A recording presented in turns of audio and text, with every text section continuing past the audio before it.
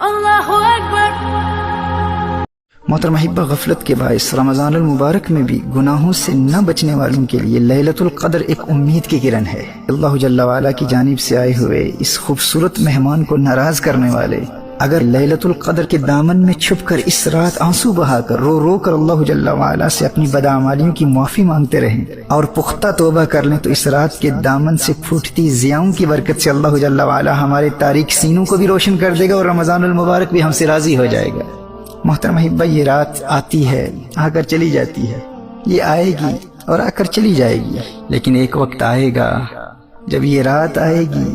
پر ہم نہ ہوں گے۔ آج دنیا میں کتنے اہل ایمان اس رات کے آنے سے قبل ہی موت کے آغوش میں جا پہنچے۔ شکر ادا کرو اللہ کا کہ اللہ نے تمہیں اس رات تک زندہ رکھا۔ سنن ابن ماجہ کی حدیث نبی کریم صلی اللہ علیہ وآلہ وسلم نے ارشاد فرمایا، جو شخص اس رات سے محروم رہ گیا گویا کہ تمام کی تمام بھلائی سے محروم رہ گیا، اور اس کی خیر سے محروم نہیں مگر وہ شخص جو حقیقتاً محروم ہے۔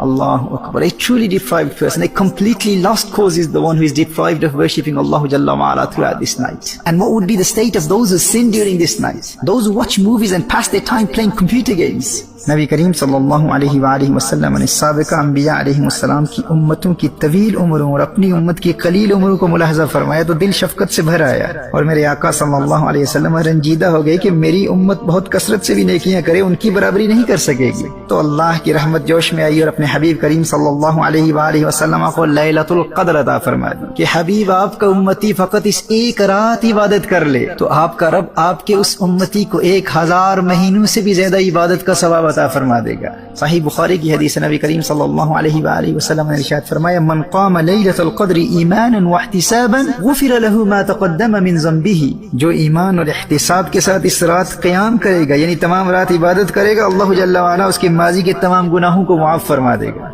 امام قرطبی علیہ رحمہ نے سیدنا کعب الاحبار رضی اللہ تعالی عنہ کے حوالے سے سورۃ القدر کا ایک شان نزول یہ بھی بیان کیا ہے کہ بنی اسرائیل کے ایک بادشاہ کے 1000 شہزادے تھے، وہ اپنے ہر شہزادے کو اپنے مال کے ساتھ لشکر کے لیے تیار کرتا اور جہاد کے لیے بھیجتا۔ وہ شہزادہ 1 مہینہ جہاد کرتا پھر شہید ہو جاتا۔ یوں 1000 مہینوں تک وہ بادشاہ اپنے ایک ایک شہزادے کو جہاد پر بھیجتا رہا، اور اس دوران خود وہ بادشاہ رات کو قیام کرتا اور دن بھر روزہ رکھتا۔ جب 1000 مہینوں میں 1000 بیٹے شہید ہو گئے تو وہ بادشاہ خود جہاد پر گیا اور خود بھی شہید ہو گیا۔ لوگوں نے کہا کہ بنی اسرائیل کے اس بادشاہ کا مرتبہ کوئی نہیں پا سکتا، تو اللہ جل وعلا نے یہ آیہ مبارکہ نازل فرمائی، لیلۃ القدر خیر من 1000 شہر، محبوب کی امت کو یہ ایک رات دی گئی ہے جو 1000 مہینوں سے بہتر ہے۔ اس رات کے جھرمٹ میں اللہ جل وعلا کی بے پناہ رحمتوں کے نزول کے دوران اللہ کی عبادت کرتے رہو، آنسو بہاتے رہو، رو رو کے اللہ جل وعلا سے معافی مانگتے رہو۔ اس منبع برکات رات کی عبادت کی برکت سے تمہیں 1000 مہینوں سے بھی زیادہ عبادت کا ثواب ملے گا، اور اس رات سے حاصل کیا گیا نور تمہاری دنیا کو بھی روشن کر دے گا اور قبر میں بھی چراغاں کر دے گا۔ لیکن دوستو یاد رکھنا، 4 لوگوں کی مغفرت اس رات کی عبادت کے باوجود بھی نہیں ہوتی۔ نمبر 1 عادی شرابی، نمبر 2 والدین کا نافرمان، نمبر 3 قاطع الرحم رشتہ داروں سے تعلقات توڑنے والا، نمبر 4 آپس میں بغض و کینہ رکھنے والا، آپس میں قطع تعلق کرنے والا۔ تو جن کے والدین ناراض ہیں سب سے پہلے والدین کے قدموں سے لپٹ کر ان سے معافی مانگو۔ اگر اس رات کا نور حاصل کرنا چاہتے اور مغفرت کے حقیقی طلبگار ہو تو والدین کو راضی کر لو، رشتہ داروں سے فوراً صلح کر لو، شراب سے فوراً توبہ کر لو، اور جن اہل ایمان سے ناراضگی ہے یا دل میں بغض و کینہ ہے ان تک فوراً پیغام صلح پہنچاؤ۔ تاخیری حربے اختیار مت کرو، مت کہو کہ آئندہ مستقبل میں پھر موقع ملا تو صلح کر لیں گے۔ کیا ضمانت ہے، کیا گارنٹی ہے ہمارے پاس کہ لیلۃ القدر ہمیں پھر ملے گی، رمضان المبارک ہمیں پھر نصیب ہوگا؟ یہ موقع قسمت والوں کو ملا کرتا ہے۔ جو اس رات کی برکات سے محروم رہا، حدیث کی روشنی میں اس سے بڑا محروم کوئی شخص نہیں ہے، وہ حقیقتاً محروم ہے۔ صحیح بخاری کی ایک حدیث ہے، نبی کریم صلی اللہ علیہ وآلہ وسلم نے ارشاد فرمایا، لیلۃ القدر کو رمضان المبارک کے آخری 10 کی طاق راتوں میں تلاش کرو، اور صحیح بخاری کی دوسری حدیث میں ارشاد فرمایا کہ آخری 7 راتوں میں تلاش کرو۔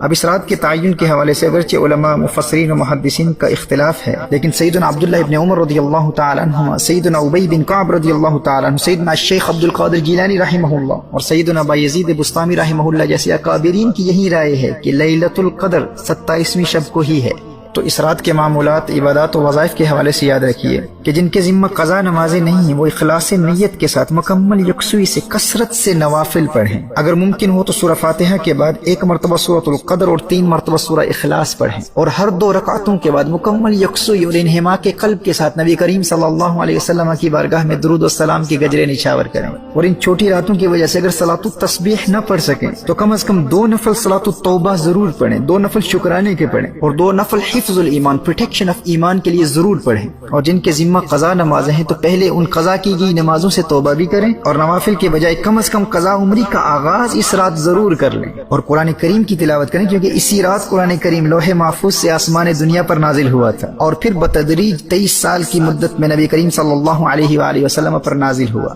جامع ترمذی کی روایت ہے، حضرت سیدتنا عائشہ رضی اللہ تعالی عنہا عرض کرتی ہیں، یا رسول اللہ صلی اللہ علیہ وسلم، اگر مجھے شب قدر کا علم ہو جائے تو کیا پڑھوں؟ نبی کریم صلی اللہ علیہ وسلم نے ارشاد فرمایا، یوں دعا مانگو، اللہم انک عفو تحب العفو فاعف عنی،